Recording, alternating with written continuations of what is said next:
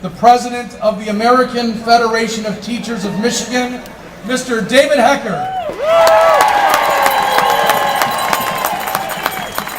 Thank you, Tony. Thank you, everybody. Good afternoon. Good afternoon. You know, we came across a button. Our staff traced it to an EA local in Ohio, but it's what the button says. Those who can teach, those who can't teach, make laws about teaching. Now, I love democracy, and I understand all too well that elections have consequences. But all we ask is for elected officials to be leaders.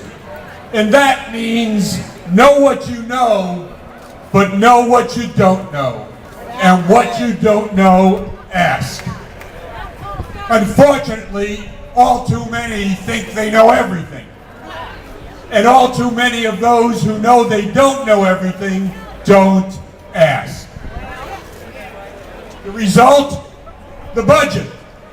$1.8 billion in the pockets of corporations with no requirement to create even one job.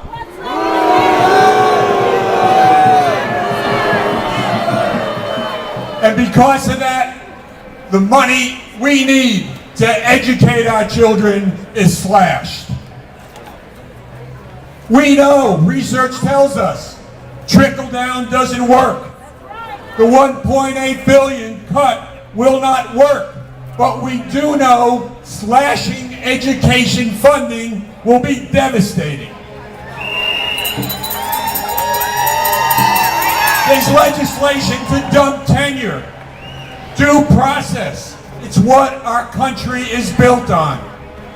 There's legislation to eliminate the cap on university charter schools, disregarding all the research that says charter schools do no better, if as well, as traditional public school districts. And we already have emergency manager legislation, a very curious strategy that's a way to rebuild communities. The way to enhance public education is to take away the responsibilities of elected officials citizens voted for and to attack school employees.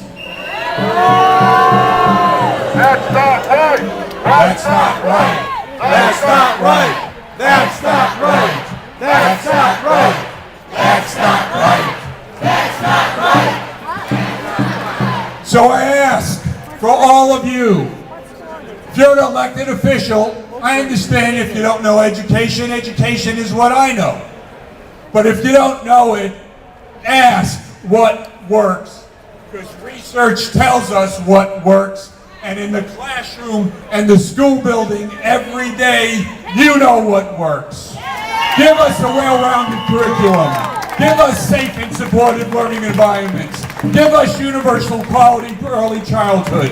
Give us small class size, academic assistance for struggling students.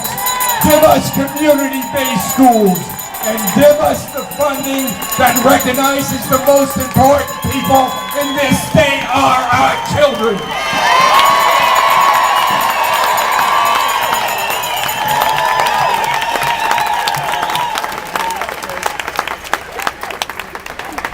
Three weeks ago, a great trade unionist died, a month shy of his 93rd birthday.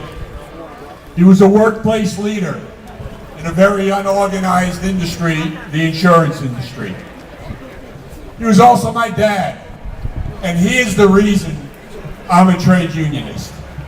Now, he worked till he was about 87. And when he could no longer drive, he took the bus from the suburbs of New York City into Manhattan. And when the weather was real bad, one of his co-workers, who lived in the opposite direction of the office, would drive 2 hours out of his way each day to take my dad to work. And when I thanked Gerald Gilliam for doing that, you know what he said? What your dad did for insurance agents and the office staff as a union leader, picking him up is the least I could do. Since he retired, every few months, People from his office would come up the house to visit because of what he did.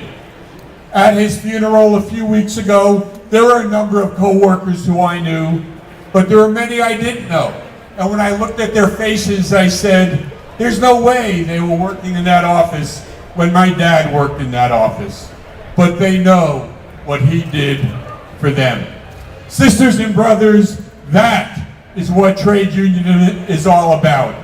And because that is who you are, it is what you are all about, we will never, never stop fighting for our children. We will never, ever stop fighting for our communities.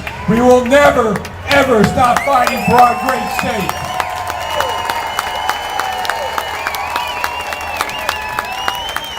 These are tough times. We're going to suffer some losses. But sisters and brothers, thanks to you, we will